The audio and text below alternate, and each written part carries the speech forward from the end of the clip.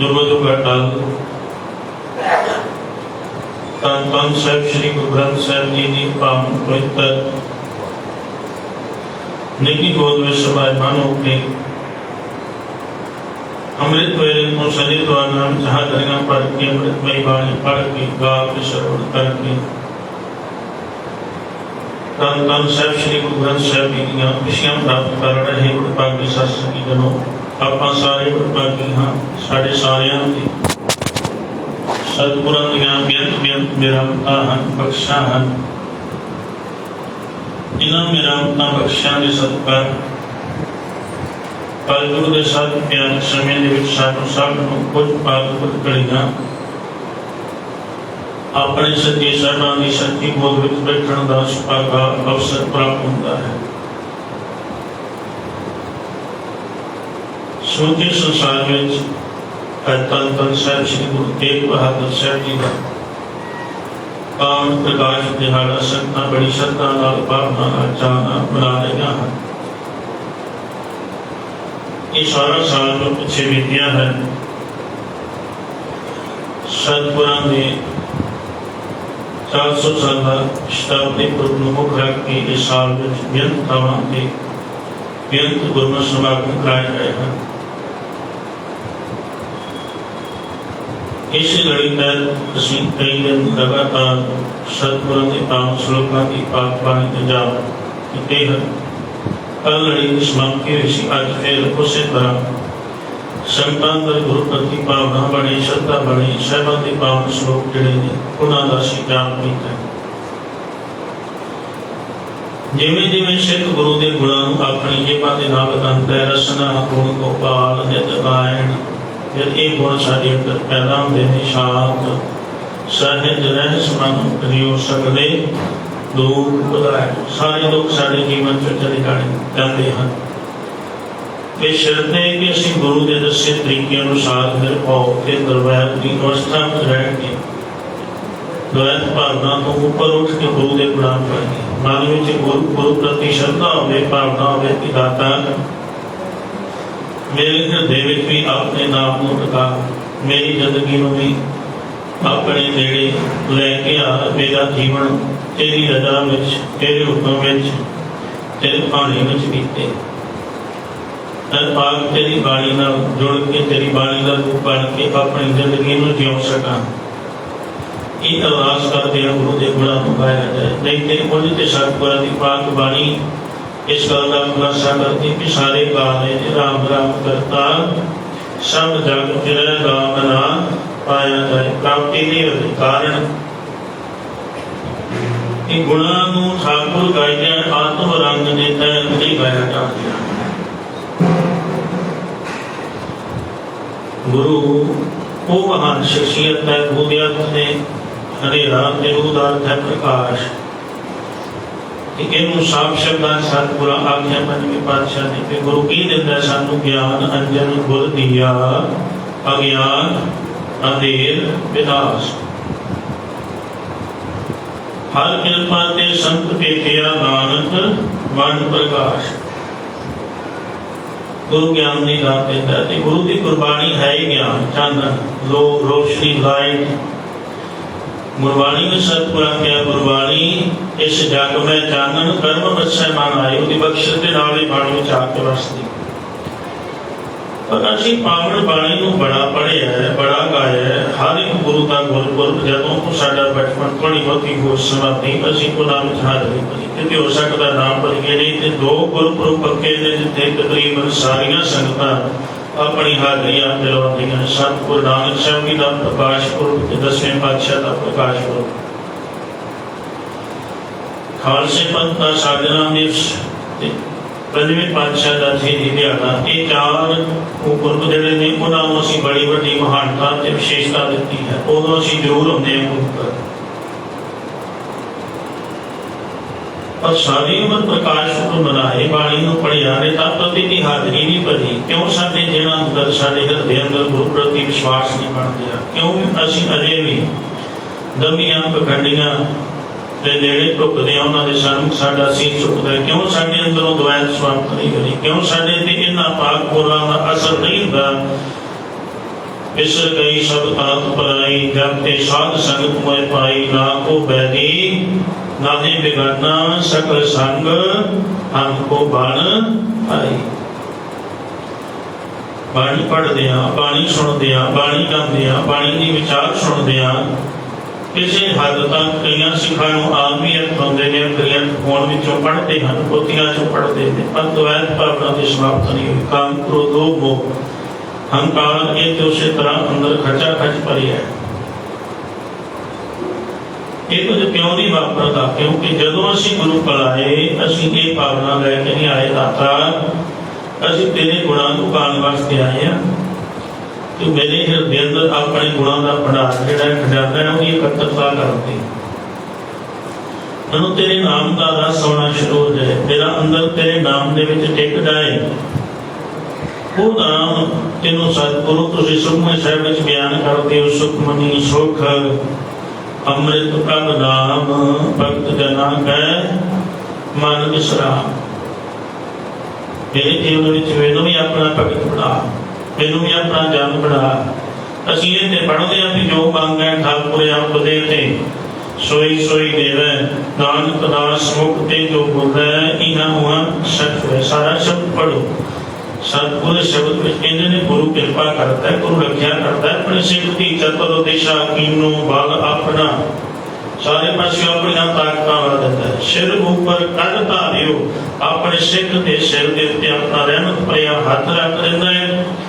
जो गुरु हाथ रखे फिर समर्थ गुरु सिर हाथ धरियो, गुर कीनी कृपा हर नाम दियो, जिस देख चरण अगन हरियो।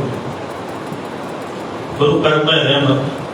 सतगुर आखे चतुर दिशा कीनो बल अपना, सारे पासियों ने अपनी ताकत लाइया। सिर ऊपर कर धारियो, सिर ते रहमत भरिया हाथ रख दिता। फिर अगे की करता है? गुरु कृपा के ताक अवलोकन कीनो, दास का दुख विधारियो। अपने सेवक के सारे दुखों कट देते, सारे दुखों को कट देता, समाप्त कर देता। सिख ते आई मुश्किल पीड़ा को दूर कर देता है। पर नाल जिहड़ी नहाओ के मन में गल आखी ना, उन्होंने असीं नहीं वरतिया। उत्थे एक शर्त रखी मेरे बालक ने, हर दन रखे गुरु गोबिंद, भगत बनना पड़ेगा, सेवक बनना पड़ेगा। जिहड़ा उहदा सेवक बन जांदा है, असीं बिरत लोकां नूं मिलदे हां, बिरतां दे नाल साडी सांझ है। किसी नूं कोई सेवक हाथ मिलांदा है, किसी नूं दूरों सिर नवा के नमस्कार कर दिंदा है, किसी नूं बोल के सत श्री अकाल कर दिंदा है, किसी नूं हाथ ला के अज के जमाने तैत बाय बाय करके साथ लैंदा है।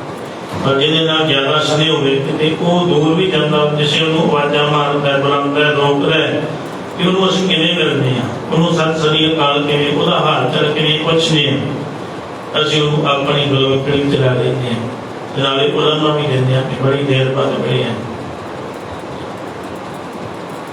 जिहदे नाल सांझ होवे उहनूं घुट के गले नाल लाईदा है। सतगुरां इत्थे ओह मान दिता है अपने जन नूं, भगत नूं, कि जिहड़ा गुरु दा सिख बनदा है, जिहड़ा गुरु दा भगत बनदा है, जिहड़ा गुरु दा सेवक बनदा है, उहनूं गुरु अपनी गलवकड़ी च लै लैंदा है। हर दन रख के गुरु गोबिंद, कंठ लाए गल ना ला के। हुण गुरु करदा की है? जिहड़ा उहदा सिख बन गया कि तू औगणां दे नेड़े नहीं जाना, तू गुनाह नहीं करदे, तू पाप नहीं करना। आख्या से तीजे पातशाह नूं सिखा ने कि जे कोई साडा माड़ा करे असीं इहदे नाल किवें पेश आईए। अज ते साडा सुभाਅ है ना, असीं सतगुरु गुरु ग्रंथ साहिब जी की तौहीन विच भी जिन्हां ने माड़ा मोटा कीता उन्हां दी इहो जी दशा कीती, फिर उन्होंने बहुते घाट च उतार दिता। उन्हां ने कर्म क्यों किया ना बुलवा सके। साडे अंदर इन्ना क्रोध आया, उन्हां प्रति इन्नी साडे अंदर वैर भावना जागी कि उन्होंने असीं जानो ही समाप्त कर दिता। पर साडा गुरु नहीं सिखांदा। सतगुरां ते जिन्हां ने इत्ते वड्डे बारे उन्हां दे सामने भी सतगुरु भाई मरदाने नूं कहंदे ने बस परमात्मा भला करेगा, पड़े रहण दे उत्ते जो मर्जी आखण। उन्होंने कोई पोतरा कहंदा है, कोई बेताला कहंदा है, सतगुरु बड़वा जवाब नहीं दिंदे। ਪੰਜਵੇਂ ਪਾਤਸ਼ਾਹ ਦਾ ਜੀਵਨ ਅਸੀਂ ਵੇਖਿਆ ਕਿ ਪਿਰਥੀ ਚੰਦ ਰਸਤ ਪਾਣੀ ਵੀ ਬੰਦ ਕਰ ਦਿੰਦਾ ਹੈ।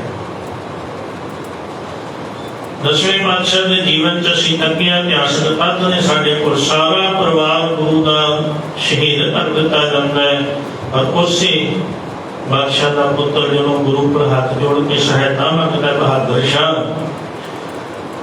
ਸਤਿਗੁਰੂ ਜਿਸ ਮਨੁੱਖ ਨੇ ਗੁਰੂ ਸਾਹਿਬਾਨ ਦੇ ਸਾਰੇ ਪਰਿਵਾਰ ਨੂੰ ਸ਼ਹੀਦ ਕਰਵਾਇਆ ਕਾਰਨ ਬਣਿਆ, ਉਹਦੇ ਪੁੱਤਰ ਨੂੰ ਵੀ ਸਹਾਇਤਾ ਦਿੰਦੇ ਨੇ ਗੁਰੂ ਤੱਕ ਦਿਵਾਉਣ ਵਾਸਤੇ। ਇਹ ਗੁਰੂ ਦੀ ਨਿਰਵਾਇਤ ਹੈ। ਪਰ ਸਾਡੇ ਅੰਦਰ ਨਹੀਂ, ਸਾਡੇ ਅੰਦਰ ਤੇ ਇੰਨਾ ਕ੍ਰੋਧ, ਇੰਨੀ ਵੈਰ, ਇੰਨੀ ਈਰਖਾ ਭਾਵਨਾ ਅਜੇ ਵੀ ਭਰੀ ਪਈ ਹੈ। ਬਾਣੀ ਸੁਣ ਕੇ ਕਿ ਜਿੰਨਾ ਚਿਰ ਕੋਈ ਸਾਨੂੰ ਥੋੜਾ ਜਿਹਾ ਆਖੇ ਕੁਝ ਉਲਟਾ ਤੇ ਅਸੀਂ ਉਹਨੂੰ ਦੱਸ ਵੱਧ ਤਰ੍ਹਾਂ ਨਾਲ ਸੁਣਾ ਲਈਏ, ਚੰਗੀ ਤਰ੍ਹਾਂ ਉਹਦੇ ਨਾਲ ਪੇਸ਼ ਨਾ ਆ ਜਾਈਏ, ਸਾਡੇ ਅੰਦਰ ਠੰਡ ਨਹੀਂ ਪੈਂਦੀ। ਪਰ ਸਤਿਗੁਰੂ ਇਸ ਤਰ੍ਹਾਂ ਨਹੀਂ ਕਰਨ ਦਿੰਦੇ। ਗੁਰੂ ਨੇ ਗਲਵਕੜੀ ਤੇ ਲੈ ਕੇ ਆਪਣੇ ਸਿਰ ਨੂੰ ਕਹਿੰਦਾ ਕਿ ਤੂੰ ਗੁਨਾਹੀ ਨਹੀਂ, ਤੂੰ ਪਾਪੀ ਨਹੀਂ, ਤੂੰ ਵੈਰ ਭਾਵਨਾ ਨਾਲ ਨਹੀਂ, ਤੂੰ ਰਖਾਦੂ ਨਹੀਂ ਹੋ ਸਕਦਾ। ਇਹਦੇ ਜੀਵਨ ਵਿੱਚ ਈਰਖਾ ਪ੍ਰਗਟ ਨਹੀਂ ਹੋਵੇਗੀ। ਕੀ ਕਰਦਾ ਗੁਰੂ? ਕੰਠ ਲਾਏ ਅਵਗੁਣ ਸਭ ਮੇਟੇ, ਦਿਆਲ ਪੁਰਖ ਬਖਸ਼ੰਦ। ਸਤਿਗੁਰ ਸਿੱਖ ਕੇ ਬੰਧਨ ਕਾਟੈ, ਗੁਰੂ ਸ਼ਰਤ ਰੱਖਦਾ ਬੰਧਨ ਕੱਟਾਂਗਾ।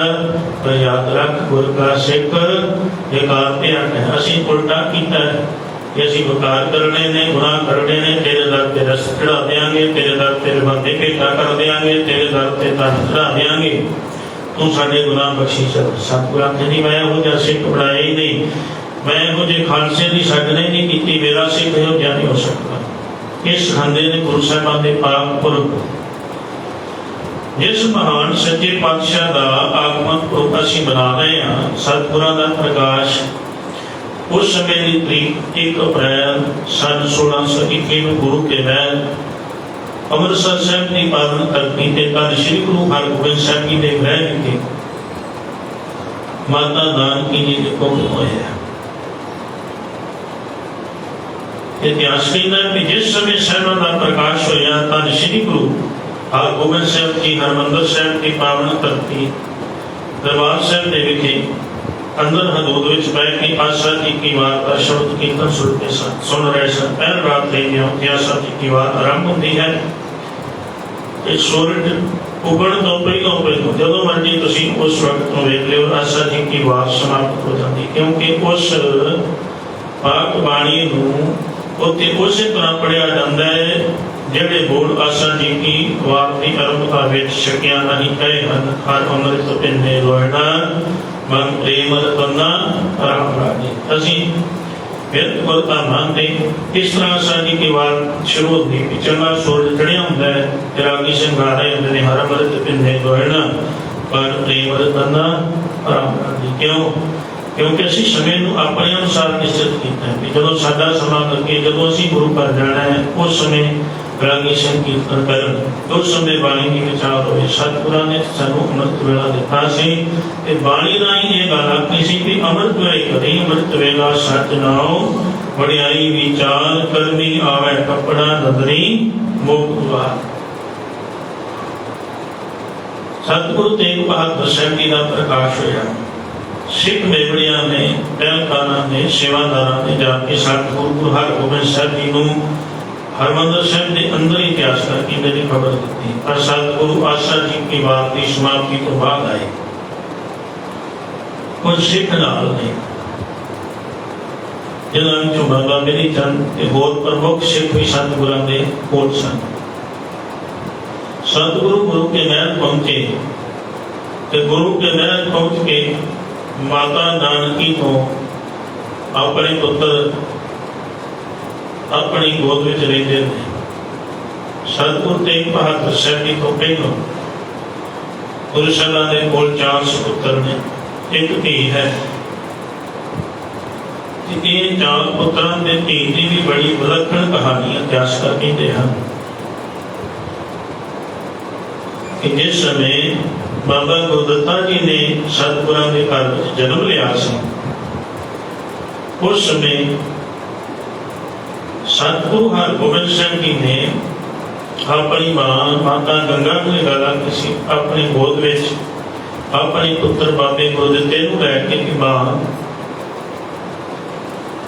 ਜਦੋਂ ਕਿ ਮਾਂ ਦਾਦੀ ਬਣਦੀ ਹੈ ਉਹਨੂੰ बड़ा चाव ਹੁੰਦਾ है, वो बड़ी खुशी मनाती है, ਉਹਦੇ ਚਿਹਰੇ ਤੇ ਬੜੀਆਂ ਰੌਣਕਾਂ ਹੁੰਦੀਆਂ ਨੇ ਕਿ ਅੱਜ ਉਹ ਰੌਣਕਾਂ ਤੁਹਾਡੇ ਚਿਹਰੇ ਤੇ ਹਨ।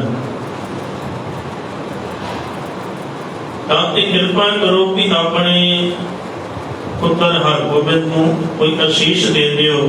ਅੱਜ ਮੈਂ ਪੁੱਤਰ ਵਾਲਾ ਬਣਿਆ, ਤੁਸੀਂ ਦਾਦੀ ਬਣੇ ਹੋ।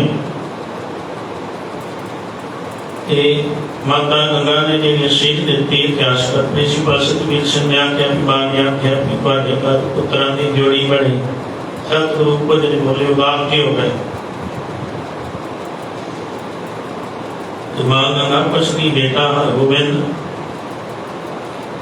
कि तुसी क्या सी असीस दिओ, मैं असीस दित्ती, तुसी खुश नहीं हो रहे। मैं क्या मां कि तुहाडा रुतबा बड़ा वड्डा है, तुसी पिता गुरदेव पंजवें पातशाह दे महल हो और असीस बड़ी छोटी।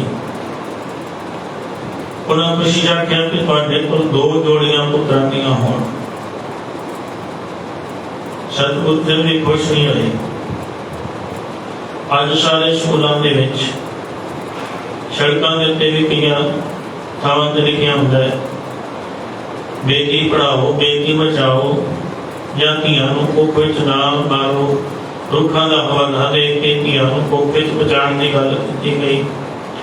तरह तरह ਦੀਆਂ ਹੋਰ ਸਰਕਾਰੀ ਸਕੀਮਾਂ ਕੱਢ ਕੇ ਧੀਆਂ ਨੂੰ ਸਹੂਲਤਾਂ ਦਿੱਤੀਆਂ ਗਈਆਂ ਕਿ ਲੋਕਾਂ ਦਾ ਧਿਆਨ ਧੀਆਂ ਵੱਲ ਹੋਵੇ, ਪੁੱਤਰਾਂ ਦੀ ਤਰ੍ਹਾਂ ਧੀਆਂ ਨੂੰ ਮੋਹ ਕੀਤਾ ਜਾਏ।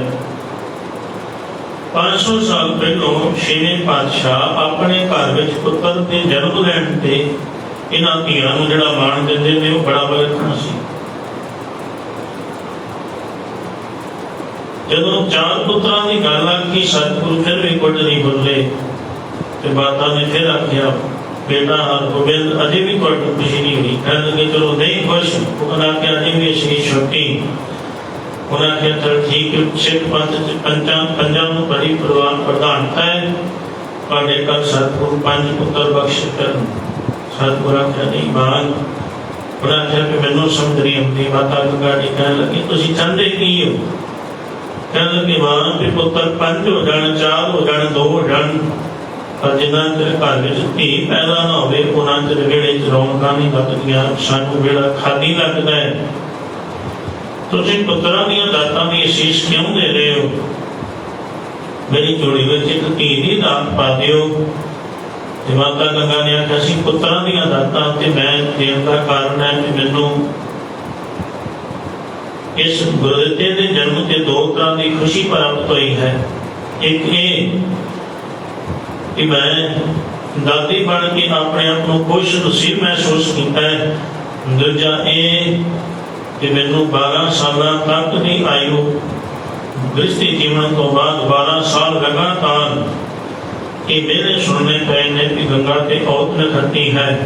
मैनू अज चाह चढ़िया है कि मेरी नूह ते मेरे बालक ने कृपा की। उन्होंने पहले साल में ही उन्हें पुत्र की औलाद दी कि मेरी नूह के मेरे ना सुनने पैणगे। ਇਹੋ ਜਿਹਾ ਸੰਸਾਰ ਦੇ ਲੋਕ ਕਰਦੇ ਹਨ। ਇੱਕ ਬੜਾ ਮਹਾਨ ਕਥਾ ਵਿੱਚ ਪੈਂਦਾ, ਮੈਨੂੰ ਕਿਸੇ ਸਿੱਖ ਬੀਬੀ ਨੇ ਫੋਨ ਕੀਤਾ ਕਿ ਮੇਰੇ ਘਰ 3 ਬੇਟੀਆਂ ਨੇ।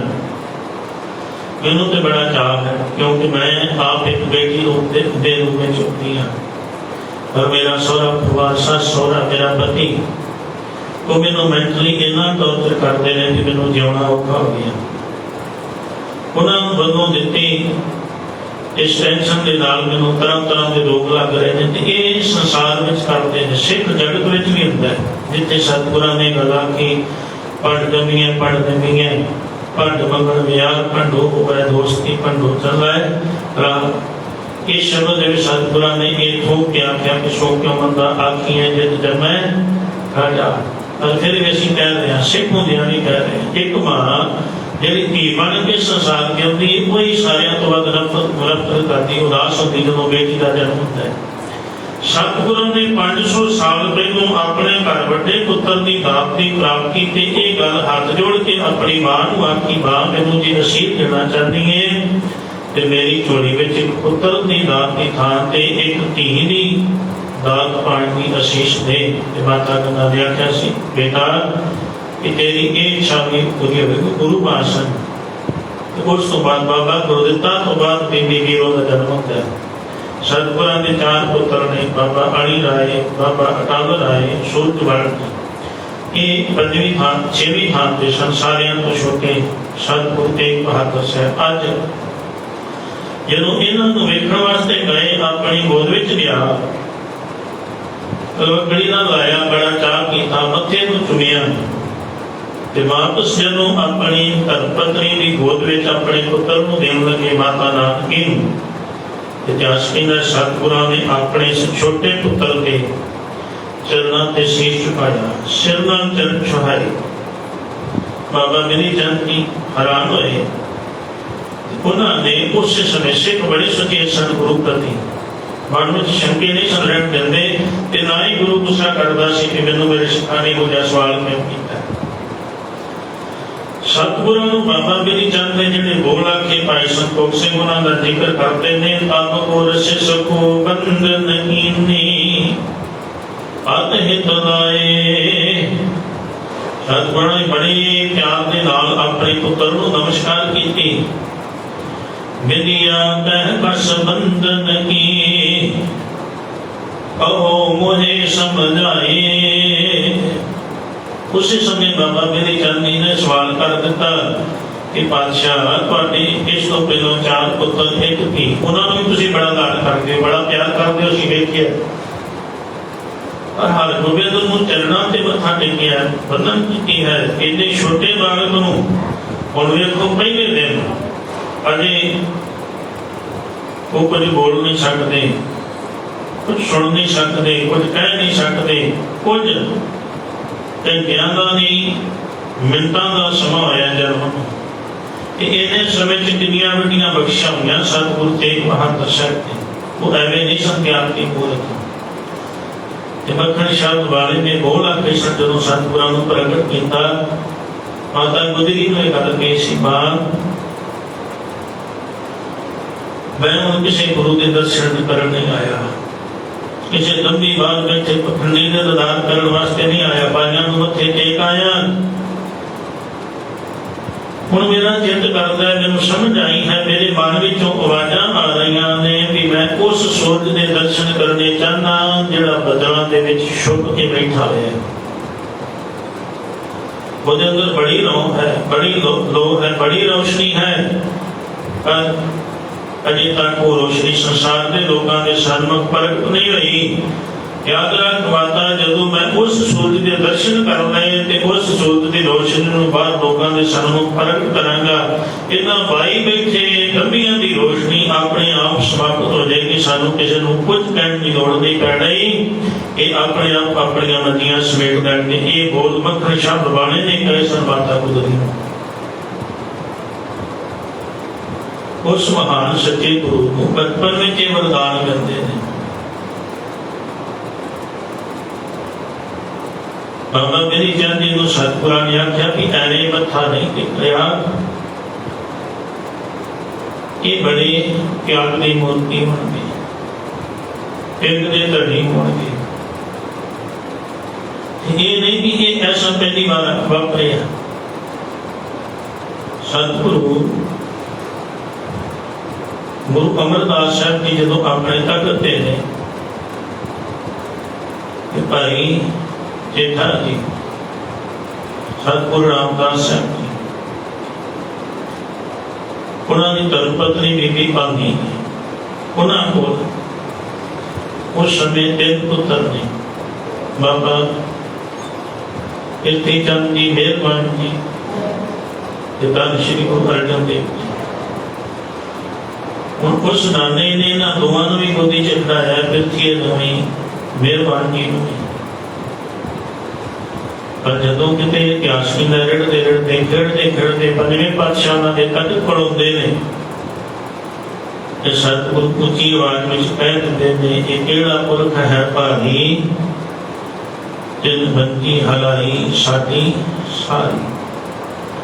ਇਹ ਕੌਣ ਹੈ ਜਿਹੜਾ ਸਾਡੇ ਤਖਤ ਨੂੰ ਇਹਨੇ ਤਾਕਤ ਨਾਲ ਫੜ ਰਿਹਾ, ਸਾਡਾ ਤਖਤ ਕੀ ਲੱਗਿਆ। ਤੇ ਬੀਬੀ ਭਾਨੀ ਨੇ ਕਿਹਾ ਸੀ ਦੋਤਾ।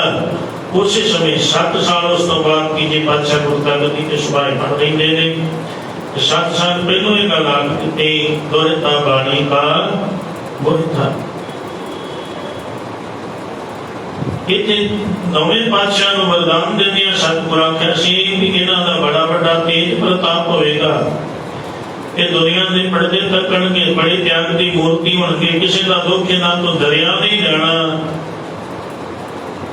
अगली गल सतगुरु ने जिहड़ी भविष्यता की वो बड़ी बाकमाल सी। अजे कुछ मिनटां की आयु है, उस समय वरदान दिता कहने लगी इसके ग्रह प्रगटे सुत भगवंत तेज प्रचंड तुरंत खग खंड। हुण अजे ते माता दी गोद विच पहली बार दर्शन कीते ने। कुछ समयां दी आयु है सतगुरां दी, कुछ मिनटां दी घंटे दी होएगी। ते कह दिता कि इहदे घर जिहड़ा पुत्र पैदा होना है बड़ा तेज प्रताप वाला होएगा। ते सारी संगत जिहड़ी नाल सी उन्हां दा भी गुरु साहिबां दे वचनां दे तहत सीस झुक गया। ऐसे सच्चे सतगुरु गुरु तेग बहादुर साहब जी उन्होंने प्रगट होने ते सतगुरां ने जदों ऐसे वरदान दे दिते कि सतगुरां दी प्रवेश जिहड़ी सी बड़ी सोहणे ढंग दे नाल कराई गई। प्यासी ने थोड़ी जी संभालते नहीं पाई गुरदास जी, उन्होंने विद्या की ड्यूटी लगाई गई। पर 4 साल की आयु में बाबा बुढ़ा साहब जी के कोल भेज दिता गया। बाबा बुढ़ा सिंह जी के कोल रह के वो शिक्षा प्राप्त करते हैं। उन्होंने पाक वचनों का बड़ा गहरा असर, उन्होंने वालों की सेवा का बड़ा गहरा असर सतगुरु बोलते हैं। सतगुरु 1664 ईस्वी अपने तखत ते समाये बनते हैं। बाकी 11 को सालों का समय जिहड़ा उन्हां दा गुरगद्दी दा काल है। 54 सालों की कुल आयु है। 116 शब्द सतगुरां ने पाक बाणी दे 56 श्लोक ने जिहड़े आपां पढ़े और जिहड़े ने 116 शब्द ने श्लोकां समेत। इन्हां सारे श्लोकां दे विच जन्म ते मौत के खेल को बयान करके भी मौत एक अकंठ सच्चाई है, परमात्मा के नाम नाल सतगुरां ने जोड़न का यत्न किया है। एक राग जय बंकी नरोल सतगुरु गुरु तेग बहादुर साहब जी का राग है। उन्होंने अंदर ये त्याग ये वैराग किहों दिया सी। प्यास कहता कि शुरू तो बचपन तो ही सतगुरु वो प्राप्त रहते हैं। बहुत घट बोलते हैं ते खांदे भी बड़ा घट हैं। जिहड़ा शीश उन्होंने हिरदी चादर बन के दिल्ली की चादरी चौक पर दिता, ये त्याग के उन्होंने बचपन च प्रगट कर दिता। 4 साल की आयु है। बड़े भरा का विआह है। बड़े महंगे मुल के वस्त्र लैके दिते मापिया ने। इस तो पहले भी उन्होंने बहुत बताया सी किसी व्यागत को लोड़वंद को अपना घर का कीमती समान लिजा के दे दे, गरीब को अपनी लोड़ पूरी कर। साढ़े घर के समान फिर आंदा रहेगा, सानू इसकी परवाह नहीं। ये 4 साल की आयु बरात चढ़ रही है। बाबा गुरदत्ता जी की तैयारियां ने लोग इकट्ठे ने बाहर। उन्होंने लोगों के इकट्ठ में की वेखते हैं सतगुरु गुरु तेग बहादुर साहब अजे गुरु नहीं बने, अजे त्याग वालों ने केवल तेग बहादुर हैं। उन्होंने वेख्या कि एक बच्चा नगर जिहदे तन ते वस्त्र नहीं, उहदे नाल बड़ी नींह नाल तकदे ने नेड़े गए, उन्होंने पुछदे ने। वो सारे लोग नेड़ियों के बरात को तक रहे सुनो कुछ दूरी ते सी कि तू नेड़े नहीं आउंदा, तेरे तन ते वस्त्र नहीं। उन्हें आख्या मेरे मन में बड़ा चाह है। सतगुरां ने पूछा कि तू नवे वस्त्र क्यों नहीं पाए? कि नहीं साडे कोल है नहीं, दिल ते मेरा भी बड़ा करम है, पर मेरे मापे इतने गरीब ने कि वो वस्त्र लैके नहीं दे सकते। चाहते मैं भी बड़ा भी बरात चढ़ रही, मैं सोने वस्त्र पावा। सतगुरां ने अपने तन के वस्त्र उतारे ते वो बरात की कढ़ाई वास्ते जिहड़े महंगे मुल के वस्त्र पाए सन उस बच्चे को दे दिते। उन्होंने वस्त्र पवा के आप वापस आए।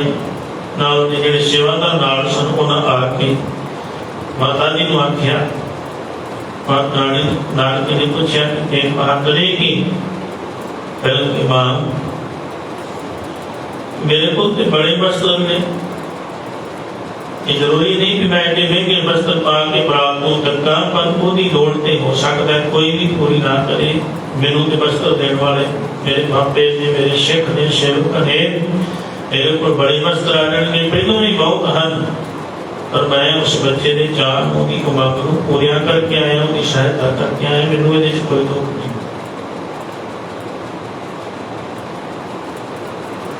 वो वस्त्र दिते।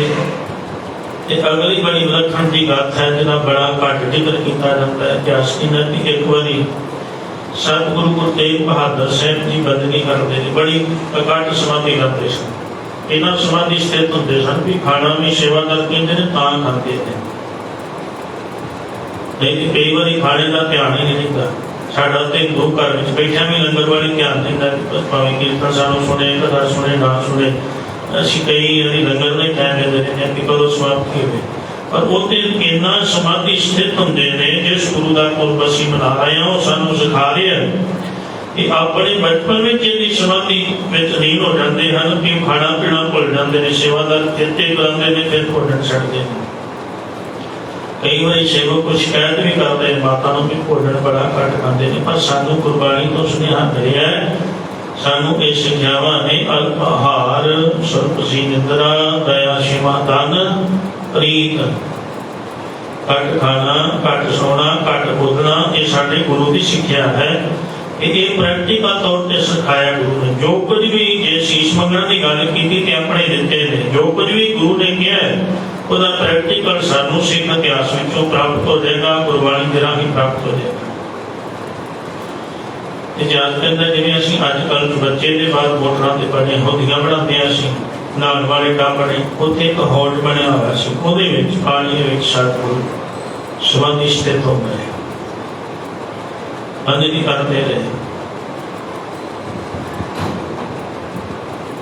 सेवादारां दी आवाज़ां मारन तो बाद भी बाहर नहीं हुंदी, जिन्हां चਿਰ समाधि स्थित रहे उस हौज विच बाणी दा जाप, वाहिगुरू दा चिंतन करदे रहे, अपनी मौज नाल बाहर आए।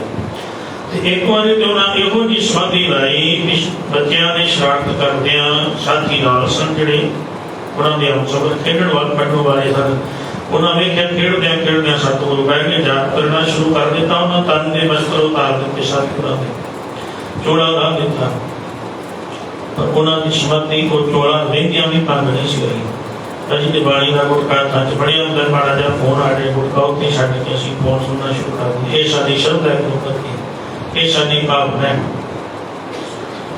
जिस बाणी का पाठ असीं आरंभ किया है, जिन्ना चिर उसकी समाप्ति ना होवे विच कुछ नहीं करना चाहिए। जे बाणी का लाभ लैना है उंज जो मर्जी कोई करी जाए अपनी मत अनुसार, क्योंकि सतगुरां ने ये तकीद की है कि मेरा सिख मेरी मत अनुसार चले। गुरु सिख मीत चलो गुर चाते, जो गुर कह सोई पल बन हूँ, हर हर कथा निराती। दाता वो त्यागी मूर्ति सच्चे गुरु जो फिर बचपन में इहो जे कौतुक करते हैं, तो जो उन्होंने प्रगट किया जाता है वो जिहा कौतुक उन्होंने फिर त्याग का प्रताप दिता है। बखर शाह दरबारे ने प्रगट किया, छत से चढ़ के रोला पाया, गुरु लातो की आवाज दी। समय के तंबी बैठे गुरु की बनिए जिन्हें सतगुरां ते गोली चलाते हैं, गुरुआं दे तन नूं शो के गोली लंघ जाती, थोड़ा जिहा खून रिसदा है, जिन्होंने साडो समान सी लुट के वो बैगन के तीर बन गए। जो सतगुरां नूं पता लगता है, मक्खण शाह दरबारा वो सारा समान वापस लिया के गुरु साहिबां दे चरणों ते रख दिंदा है। गुरु साहिबां दे अंदर इन्ना वड्डा प्यार सी, इन्नी वड्डी निर्वैरता सी, वो किहो जिहे सुभाਅ दे सन। उन्हां आख्या मक्खण शाह नहीं, साडा इस सवाल नाल संबंध नहीं, साडी भेंट है उस मालक नाल, असीं मालक का प्यार हासिल करना है। ये समान ये वस्तुआं नहीं, सारियां जिवें लैके आए हो वापस कट दिओ। बिल्कुल भी गुस्सा नहीं बनाया, ना गोली चलाण का ते ना ही साजो समान होंदा, सारा वो साजो समान चढ़ावा तीन बनियां नूं वापस कर दिता। फिर मालक जो जिस स्थान ते साहिबां दा आगमन हुंदा है उत्थे मत्था टेकण वास्ते आउंदे ने, समय दे खालू धीर बनिए लोग उन्हां वास्ते उस घर के दरवाजे बंद करते हैं, बाहर मत्था टेक के मुड़ जाते हैं, उत्थे भी झगड़ा नहीं करते। वो बड़े बड़े त्याग के राम की मूर्ति सन, अपना तन उन्होंने कौम को निशावर किया। समੁੱਚੀ कौम ਨੂੰ ਇਹ ਸਿੱਖਿਆ ਦਿੱਤੀ कि जे जबर ते जुल्म के विरुद्ध किस तरह अपना तन भेटा करके भी जबर ਨੂੰ ਖੰਘ ਪੈਂਦੀ ਹੋਵੇ ਤੇ ਉਥੋਂ ਹਿਚਕਣਾ नहीं चाहिए। अपनी बाणी के राही ये सुनेहा दिता कि सिख नूं हर समय जन्म की मौत चेते रखनी चाहिए, तां तुहाडी परमात्मा नाल नेड़ता बनेगी। ते वो हर शब्द विच कहंदे ने बीत जा है जन्म आकाद रे, निस दिन सुन कै प्राण संत तन है रियदान, काल तो पहुंचे वार कहाँ जाए भादरे। ये जीवन सदीवी नहीं, जीवन ने एक दिन समाप्त होना है। अपने जिंदे जी इन्ना उस अकाल की बंदगी में जुड़, इन्ना उस परमात्मा का नाम जप कि तेरी परमात्मा नाल इहो जी बन आ जाए, तेरा जीवन इहो जिहा बन जाए। नानक जीवतियां मर रही है ऐसा योग कमाइए। ते जिहड़ा उन्हां नूं चेते करदा है उहदे वास्ते 10वें पातशाह आप कहंदे हन, तेग बहादुर सिमरिया, तेग बहादुर सिमरिया,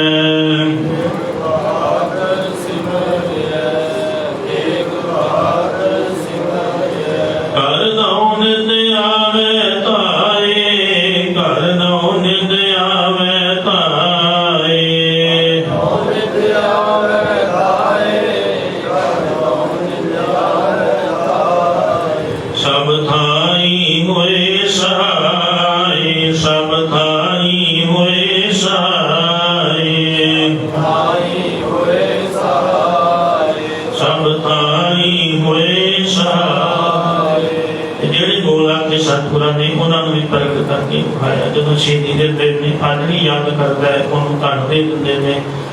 ਸਾਗਰ ਵਿੱਚ ਕਿਸੇ ਦਾ ਬੇੜਾ ਡੁੱਬਦਾ ਹੈ ਉੱਥੇ ਆਪ ਸਹਾਇਕ ਹੋ ਕੇ ਉਸ ਬੇੜੇ ਨੂੰ ਪਾਰ ਲਾ ਦਿੰਦੇ ਨੇ। ਐਸੇ ਮਹਾਨ ਸੱਚੇ ਗੁਰੂ ਦਾ ਪ੍ਰਕਾਸ਼ ਪੁਰਬ ਅਸੀਂ ਮਨਾ ਰਹੇ ਹਾਂ। ਸਤਿਗੁਰੂ ਰਹਿਮ ਕਰਨ ਸਾਡਾ ਆਪਣੇ ਗੁਰੂ ਤੇ ਵਿਸ਼ਵਾਸ ਬਣੇ, ਅਸੀਂ ਗੁਰੂ ਦੀ ਮੱਤ ਅਨੁਸਾਰ ਆਪਣਾ ਜੀਵਨ ਜਿਉਂ ਕੇ ਗੁਰੂ ਦੀ ਰਹਿਮਤ ਗੁਰੂ ਦੀ ਬਖਸ਼ਿਸ਼ ਦੇ ਪਾਤਰ ਬਣ ਸਕੀਏ।